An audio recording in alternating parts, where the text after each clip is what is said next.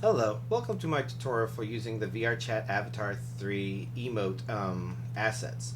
These are assets that I've put together with the intention of making it easier for me to create Avatar 3.0 emotes that take advantage of some of the new Avatar 3 options. I have here an avatar that is in need of this stuff and an example of my assets.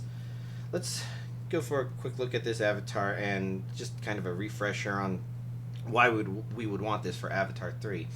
So, it's not too hard to get started with a very basic Avatar 3 avatar. You put your VRC avatar descriptor as usual in there. Pipeline manager gets added. It looks a little more complex but simple at the same time. But the truth of the matter is, all you really need is just make sure you set your view position here to put the little gray dot in between the eyes, kind of like that. That might not be the best, but it's a basic example. You should recognize this from your Avatar 3 or Avatar 2 days, and that's the basics you need. Usually you're used to a couple more things. So lip sync so that it's lip sync up. But that's pretty straightforward and similar to Avatar 2. You set it to Visime blend shapes, your face mesh, you put your body in there. That one isn't auto detect, but then once you place that down, it automatically detects all those. That's nice and straightforward. Eye look is something we've generally taken for granted, but now it's made to be configurable for us, which is confusing, but it's not that bad because you can just take your left eye, right eye bones there, then you know, you basically you set these rotations up. I'm not sure if those are the best for what I want for this, but it works. And then for blinking, you set it to blend shape, which is what it was before. Set it to your one mesh, I guess, your body.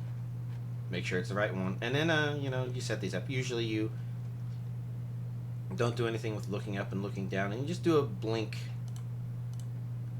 blend shape, right? Because usually you find a blink left, blink right in Blender. Now it's just one blend shape. This is not too complicated. It's just once you're like, okay, that's all the stuff I was used to for my avatar. Now how do I put emotes on there? And that's where things start to get really intimidating. Their intention is for you to go into playable layers here, customize, and again, this is one of those things that is both simple looking but also complex because you're like, what is all this stuff? And the truth of the matter is, I don't remember their documentation saying absolutely anything about these. They only talked about these. But their idea is they want you to actually, that they have different purposes for controllers and they want you to do stuff. So, for example, it's very common for us to take a hand gesture and to say, okay, instead of V being V, we want it to be the middle finger. And what they expect you to do is, that's a hand gesture, and that is at the gesture layer. They expect you to go under controllers, find like this VRC Avatar V3 hands layer controller, duplicate it, throw it under animations there, and then they want you to just click on this so that you can override it, drop it in there, and then you can go in here and edit it. You've got your left hand and your right hand, and as you can see, these aren't too complicated. If you want to override fist with something, you can just go to your default gestures and say fist is actually going to be point. And you can just drop the hand gesture animation in there like you could before. It's nice and simple. You can see they actually have all of these proxy things. They aren't real animations, they're placeholders so that VRChat can put their own stuff in place. And so that's what they do, is they kind of have a bunch of default stuff in place so that the default's there. And you can just override gun, thumbs up, as you want. Now, the trick is, these are just for the shapes. They actually have intended multiple purposes for different layers. So I'm actually going to X this out because she's not going to change any of her default hand shapes. Instead, my goal is emotes and a little bit into the hand gesture stuff. So we've got to put our own controllers in there, and that's where my stuff comes into place. We'll take all of these because we're going to want all of these. These assets are there to help boot start this stuff, and we'll just make duplicates of them. I'll throw them under the base directory for now, and then I'll just clean these up. I'm going to move these under animation just so that everything kind of lives in a useful place. Now these are the 3 controllers I've made, and we're actually going to create a new folder for the menu. I just kind of find it makes sense to organize these in one place. Don't really need to clean up the names like this, but just might as well while we're at it. So let's begin with the animation stuff. So again, I have this hands we're gonna get rid of, but I have 3 controllers here. Their names don't reflect what's on the left; they reflect whichever of the 2 makes sense. So like default locomotion would be locomotion controller, action would be action controller, and then for this non-transform FX, that's this FX controller. The idea is the locomotion controller fixes a bug with Avatar 3 that can cause the landing animation to trigger even though you are in the middle of doing an emote, and it can break your emotes in a very hilarious way, but if you're trying to do a presentation, you kind of want to do that. The FX controller is where all of the real stuff is happening, and the action controller is basically there because that's how you are supposed to override the movement for all these things below it. So it's kind of a necessary evil with the way they set things up. But the good news is, because these are here, you can just plop those in there. You can, if we take a look at the FX controller again, this is where the main magic happens. This may look complicated, but try not to pay too much attention to all the stuff. The idea is it flows this way and then it goes this way if you're doing immobile dance, and then it goes back up here and restarts. But if you're doing a mobile dance, it goes down here and everything goes back to there, just because if you switch emotes in the middle of doing something, you want it to kind of switch to the emote. And all of this is just webby stuff to tie it together. If you take a look at the names of the things here, you can see they have the names emotes 1 through 8. And then if we go to the other side, emote 128, you can see 30 has an init and a loop. And 34 also does. But these are pretty much, the names are exactly as I've described them before. You can see this is the emote layer, and under the action controller, again, you have something that looks very similar. The idea is to have the action and the FX layers synchronized with each other so that everything is just working perfectly. You'll only be worrying about emotes on the sides, and I put the immobile stuff there and the mobile stuff there. We'll also take a quick peek that there's also hand gesture stuff, and this is for things other than the shapes that you want your hands to do. And again, since her hands are going to be default shape, this is where I'm going to be doing most of my stuff. But yeah, let's go ahead and go with an example of something. So we can see here, I've already got a lot of assets set up on her. Funky Town is the first one there. Let's go ahead and go to Emote 1, and we're going to make that one Funky Town. So I can just go to Funky Town, drop that in there, nice and simple. I also have to do that for the action layer, and you can choose whatever helps you do this in mass, but that's pretty much all I need to do to make it where Emote 1 is Funky Town. Nice and simple. The only problem is you need to be able to tell it, okay, I want to do Funky Town. You're used to the emote menu being there, but now that we have the action menu, we have to define that manually.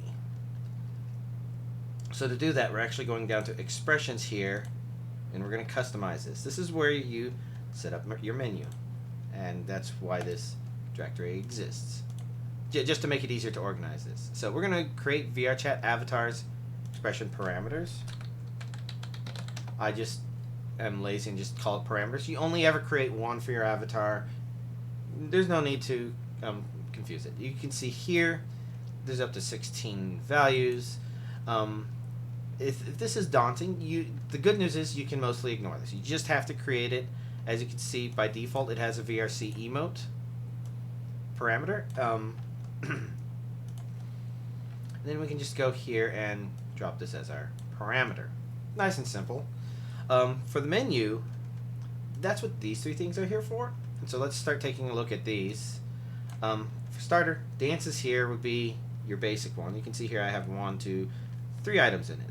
They show up in a clockwise format. So if this were on its own, on the right would be mobile devices, the bottom would be stop dances, and on the left would be immobile dances. The idea being that you can only have 8 items per menu, so you want your immobile in one, your mobile in the other, and in this root one, I put stop dances so that if you're in the middle of doing something and you don't know what it is, you have the ability to go in here and just, tell whatever it is, turn off. Now, one disadvantage is this is the mobile dances sub menu, but I don't have it linked anywhere, so we're going to have to put dances mobile in there. The reason I don't link these by default is because they don't duplicate well.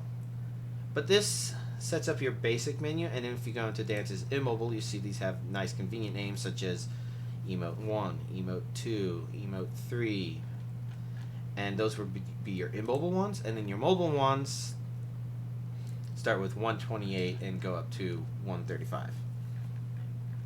Nice and straightforward.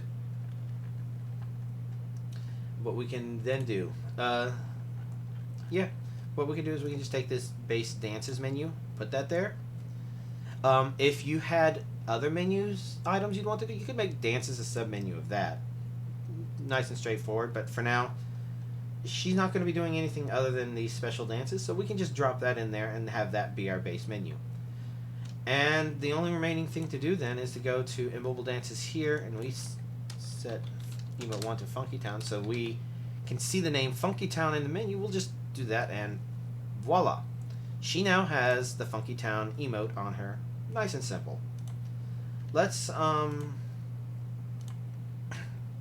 do a mobile one as an example. It's FX controller. Let's see. Now, of all of her stuff here, some of these would be good if they were mobile. I think Caramel Dancing could be reworked to that, but this one is designed to start and stop really quick. I'd need a version of it that's specially made to be long, so that's not a good example of a mobile dance. Most of these are not. These could be, but they're hand gesture stuff, and they require some more thinking to get in here. But let's focus on Kazatsky Kick. This is a taunt from Team Fortress. And this one's actually kind of nice because this is an init and loop sort of thing as well. I mean, there's versions of it that aren't that, but I have under separated here, let's see, demo intro and demo loop. So let's actually put that in there. So we go to Gloria's FX controller animations, and we're going to set Emote 130 to this because this is just already set up for us to do this stuff. So let's set the init to demo init. This is the demo man version of the Kazatsky Kick. And then we can go to the animator and set the loop version to the demo loop. Voila! You can kind of see here that there's an initial jump thing, I guess, that they all do, and then woo, woo, woo, woo, woo, woo, having fun. Good stuff. And let's see, so we set that to 130, so then we just have to go to the menu, and this is a mobile dance, so we go to Emote 130, change this to Kazatsky Kick. Let's go ahead and choose, why don't we go ahead and put a couple other, Ricardo's kind of universally fun to just throw in there, so we're just going to throw in these two Ricardo dances. This is You Got That, and this is You Got That loop. And in this case, I definitely want to do the loops. So let's make this step ahead loop. can make this you got that loop. Nice and straightforward. The only problem, of course, being that we have to remember to go back to the action controller and do the same thing for all of these. Step ahead loop. Animator. Something tells me I did not click on the thing. There we go. You got that loop.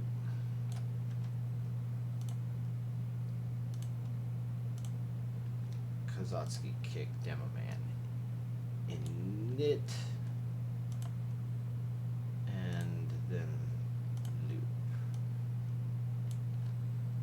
Good, good, good. And then in the menu for our mobile dances, Ricardo step ahead, and Ricardo, you got that. So as you can see, nice and straightforward. If you reach the end of this and you want to delete these extra things, you can always delete them so that they're not cluttering your menu. Next thing I guess we want to focus on. That's set up some good Avatar 3.0 stuff. I don't think they're the best examples out there because Funky Town was designed to be 1 minute, but you can take a 4-minute animation and throw it into one of these emotes. And again, we did get some good examples of making these mobile dances. So let's look at the hand gesture stuff I have set up here. So again, they expect you to do stuff at the gesture layer if you're going to change the shape, but it's pretty common for us to actually tie things to hand gestures. This one, open fixed, is probably the best example because we've got an open hand gesture and then you know, we tie a blend shape to it. So for these, we don't need this. If you do need the custom shape, you're gonna have to split it out into its own animation and do that at the gesture layer. But for us, we just want to blink happy when we do an open hand. This makes it where it looks like we're just naturally emotionally being pleased with seeing somebody or wishing somebody well when they leave or when we're head patting people. It's a pretty standard thing, and we kind of want it to just automatically happen whenever we open our right hand. Now, I'm just doing right hand because I'm right-handed, but you can also do this for the left hand if you happen to be left-handed. So if we go into the animator, the FX controller animator, we have our open hand here, which has no animation tied to it, and I just fix this so that all it does is the blink happy gesture, right? And so now open hand does this, and in order to, this is where we can fix a problem with Avatar 2. I put this down here because we can just tell it eyes and eyelids should be controlled by the animation when we do open fixed. That causes the automatic blinking to stop happening, so your avatar doesn't super blink. And the other thing I did with this setup is if you're going to do that, you need to then go under no gesture and tell eye and eyelids to go back to being tracked by the system by default. But that's pretty much it.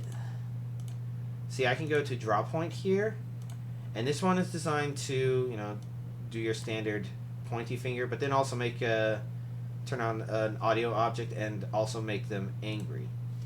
So we're going to just do the same thing for this. We're going to delete all that stuff so that it's just the game object and the blend shape, and then we can go to point. We can drop this in there, and for this one I think it makes sense to leave it probably where the avatar blinks. Their eyes are still open, but you know, we can go ahead and set it to that. That's fine.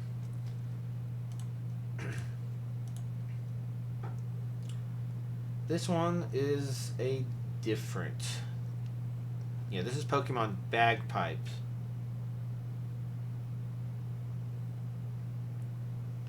And this one is also important, but I guess that really, I can worry about that stuff on my own. For y'all, the basic idea was that,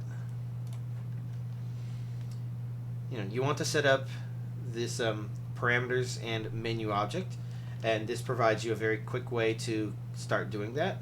And for setting up your base animation layers, you've got these. If these overlap with existing things, you will have to do some layer merging of your own. Basically copy layers from one animation controller over to the other. It's not hard, but it is annoying. So I'm not going to cover that in detail here because I don't have any good examples, but that should be all you need to do to get it in, just to get an Avatar 3.0 with emotes that are a little more advanced. This doesn't cover even more advanced topics such as inventory systems and hand puppetry and maybe even drone puppetry stuff. But this should get you up to speed with a lot of the things you used to do with Avatar 2.0, other than modifying the movement stuff, which is more complicated than this and I have not looked into. But hope this helps. Don't know if I can give any really good examples other than maybe one final example, and that would be if we were to try to preview this stuff. Normally you work with a duplicate of the avatar. It is important to note that normally a test controller gets created for you when you drop this in on her. Right, you got a Gloria 1 controller. But if you wanted to, you could use the FX controller. The trick is, if you're going to use the FX controller, then you have to be aware of the fact that, you can see her animations or animators as they do stuff. And you can change the parameters so that you can change gesture right to, I'm trying to remember what open hand is. Oh wait, those don't matter. Because VRC Emote, normally 0, it means there's none working, and that's fine. But my system is set up so that it needs you to go to 255 and then go to anything that you're going to test. And I don't want to play anything so that there's no copyright strikes on here, but this means 2 is open hand, so, and again, if I go back to 0, then 2 does nothing.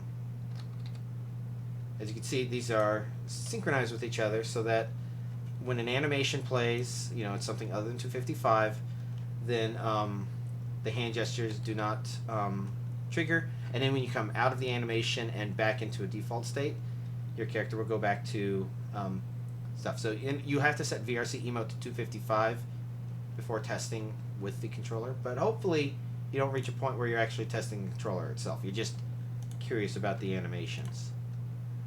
That, I think, covers everything I wanted to cover, other than finishing this up and then maybe doing other cool Avatar 3 stuff. So hopefully this was informative for y'all.